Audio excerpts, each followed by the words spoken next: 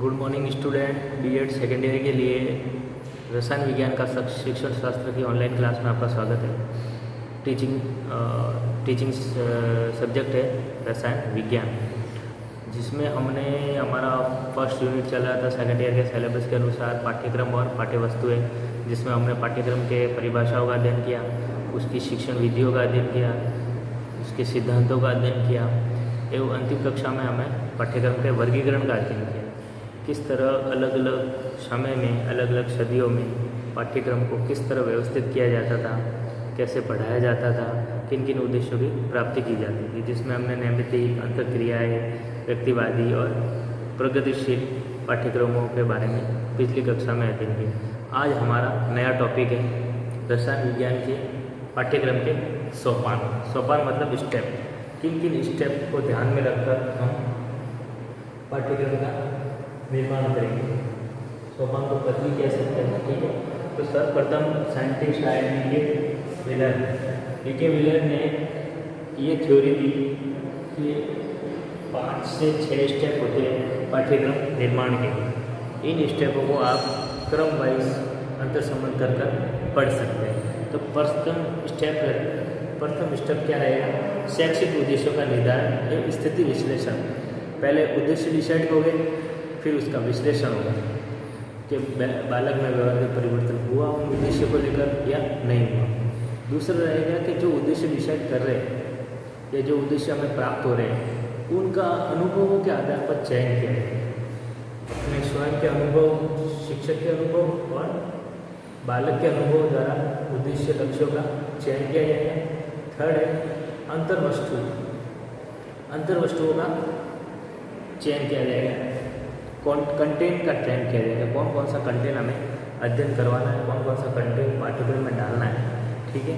एक रसायन विज्ञान को ध्यान में रखकर कौन कौन से प्रायोगिक विषय डालने, कौन कौन से प्रैक्टिकल सब्जेक्ट उसमें इंक्लूड करने, कौन से प्रयोग समझाने, कौन कौन से चित्र डालने, ये सारा कंटेंट होता है एक पूरा पाठ्यक्रम में।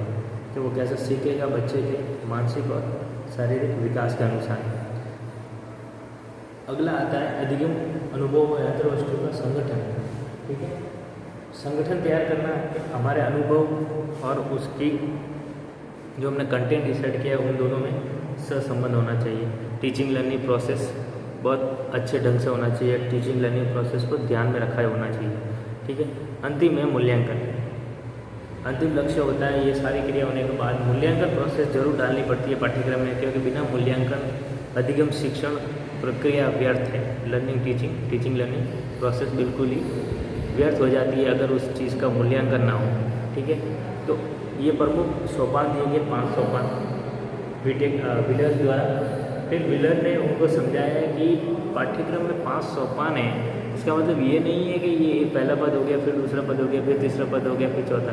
उसका कहने का मतलब उसने वृत्त के आकार में उसकी वृत्तीय प्रणाली को समझाया कि ये सारे सोपान एक दूसरे से कनेक्टेड है। क्योंकि वृत्त में क्या होता है कि एक सारी चीज़ें, सारा बिंदु एक दूसरे से कनेक्टेड रहता है, ना कि एक सरल रेखा में कि पहला पद, दूसरा पद, तीसरा पद। तो उसने बताया कि ये सारे सोपान वृत्तीय होते हैं, ये एक दूसरे से सहसंबंध रखते हैं, इनका आपस में बहुत ही को रिलेशन होता है। तो कुछ इस तरह उसने डायग्राम के रूप में समझाया कि लक्ष्य के उद्देश्य डिसाइड हो गए, ठीक है। किसके आधार पर होगी? अधिगम के अनुभव के आधार पर, लर्निंग प्रोसेस के आधार पर होगी। बच्चों का मानसिक विकास कैसा है, शारीरिक विकास कैसा है, उसके आधार पर लक्ष्य उद्देश्य डिसाइड करेंगे। फिर अनुभव के आधार पर ही अंतर्वस्तु का चयन होगा, ठीक है। अंतर्वस्तु का चयन हो गया तो दोनों में को रिलेशन भी बनेगा। और लास्ट में मूल्यांकन किसके आधार पर करेंगे? जो अंतर्वस्तु का संगठन किया गया, जो हमने अनुभव प्राप्त किए कक्ष में, तो बच्चों में कैसा व्यवहार का परिवर्तन, उसके द्वारा मूल्यांकन करेंगे। और मूल्यांकन अगर सही ढंग से होगा तो हमारा लक्ष्य और उद्देश्य की प्राप्ति हो जाएगी। तो ये चारों 5 चीज़ें सर्कल में चलती है, अब एक दूसरे के को रिलेशन में चलती है, सहसंबंध में चलती है। तो इन सबका आपस में सहसंबंध है, ठीक है। तो ये किसने बताया था? व्हीलर। एक दूसरे साइंटिस्ट आए एडवर्ड ने भी कुछ अपने पाठ्यक्रम के रिलेटेड पद दिए, ठीक है। एडवर्ड के कॉम द्वारा एडवर्ड ने भी अपने पाठ्यक्रम में कुछ पद डिसाइड किए। उन्होंने उन पदों को बिंदुवार रूप से समझाया, 1 2 3 4 5 करके उसने समझाया, जिसमें उसका पहला था कि उद्देश्य निर्धारण से शैक्षिक कार्यक्रमों को एक निश्चित दिशा मिलेगी। हमारे उद्देश्य प्रबल रहेंगे तो सीधी सी बात आगे की प्रोसेस, किसी भी तरह की प्लानिंग, किसी भी तरह की शैक्षणिक प्लानिंग या और तरह की प्लानिंग भी उद्देश्यों से डिसाइड हो जाती है। ठीक है, फिर क्या होगा, दूसरा बताया उसने शैक्षिक क्रिया की प्रकृति का निर्धारण होगा। जो शैक्षिक उद्देश्य, जो शैक्षिक क्रियाएं हमने कौन कौन सी लेनी है, अपने उद्देश्य के अनुसार ही लेंगे कि हमने ये उद्देश्य डिसाइड किए तो हमें ये चीज़ें प्रक्रिया में शामिल करनी है, उसका भी निर्धारण आसानी से हो जाएगा। फिर क्या है, नियोजन बनेगा, व्यवस्थीकरण बनेगा। हमने लक्ष्य निर्धारित कर लिए, फिर प्रक्रिया में जो जो चीज़ें शामिल होनी, फिर एक नियोजन बनेगी। नियोजन की तरह हम पाठ योजना बना सकते हैं, और भी जैसे कोई खेल विधि है तो खेल विधि में भी नियमों को समावेश करके एक नियोजन और प्रस्तुतिकरण के लिए व्यवस्था कर सकते हैं। ठीक है, फिर शैक्षणिक क्रियाओं को बदल दिया। ठीक है,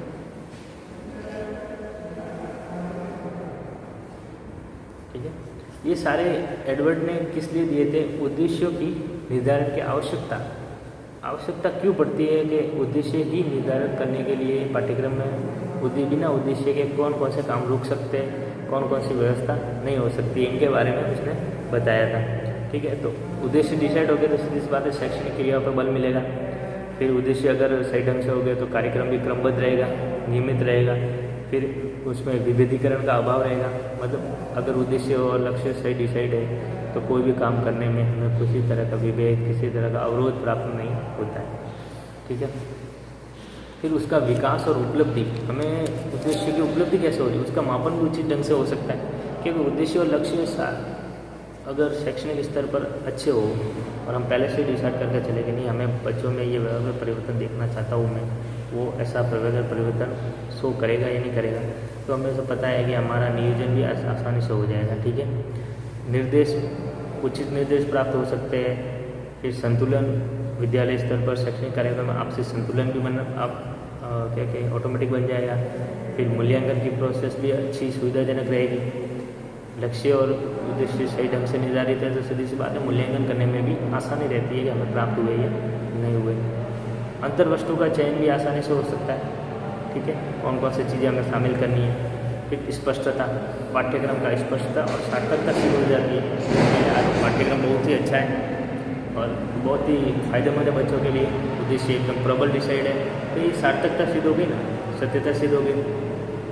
फिर शैक्षणिक विकास के कार्यों का निर्देशन मिल गया और वैध मूल्यांकन संभव हो पाया और शैक्षणिक क्रिया को सुपरवाइज किया गया। तो ऐसे इस प्रकार के महत्व को देखते हुए पाठ्यक्रम का निर्माण से पूर्व समस्त संबंध व्यक्तियों को लक्ष्य और उद्देश्यों के बारे में निश्चित जानकारी होनी चाहिए जिसकी प्राप्ति करना चाहिए।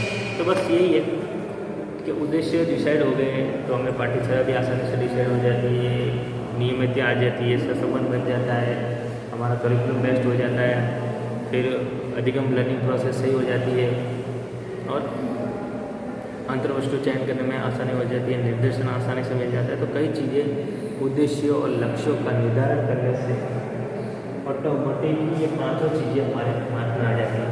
ठीक है, और भी कई चीज़ें इंक्लूड हो जाती हैं। तो ये सारी चीज़ें पाठ्यक्रम के पद थे, इन पदों के आधार पर लक्ष्य उद्देश्यों के आधार पर एडवर्ड ने बताया कि लक्ष्य उद्देश्यों क्या महत्वता है, तो उसके आधार पर हमें पाठ्यक्रम बनाना वापस प्रारंभ करेंगे, पाठ्यक्रम की व्यवस्था बढ़ेंगे, पाठ्यक्रम के उद्देश्य को निर्धारित करेंगे। तो ये सारे क्या हुए, पाठ्यक्रम के सोपान हो गए। तो ठीक है, तो वर्गीकरण पढ़ लिया हमने, सोपान पढ़ लिए। अगली कक्षाओं में हम अध्ययन करेंगे कि जो CBSE बोर्ड होता है उसने अपना पाठ्यक्रम कैसे डिसाइड किया केमिस्ट्री का। ठीक है, फिर पढ़ेंगे माध्यमिक शिक्षा बोर्ड ने कैसे दिया, दोनों में क्या कमियां हैं, दोनों की क्या खूबियाँ हैं। ठीक है, आपके सिलेबस में है CBSE बोर्ड और RBSE बोर्ड का, दोनों का पहले सिलेबस, करिकुलम, फिर आता है उसका समालोचना, आलोचना करना, क्या उसमें क्या आलोचना हो रही है, उसमें क्या गुण है, क्या विशेषता है, ये सब चीज़ें आलोचनात्मक विश्लेषण में आता है। तो फिर उसका आलोचनात्मक विश्लेषण करेंगे। तो आज के लिए बस इतना ही। अगली कक्षाओं में हम गणित शिक्षण जब हमारा आएगा अगली गुरुवार की क्लास में, उसमें हम केमिस्ट्री और गणित दोनों विषय अध्ययन करेंगे।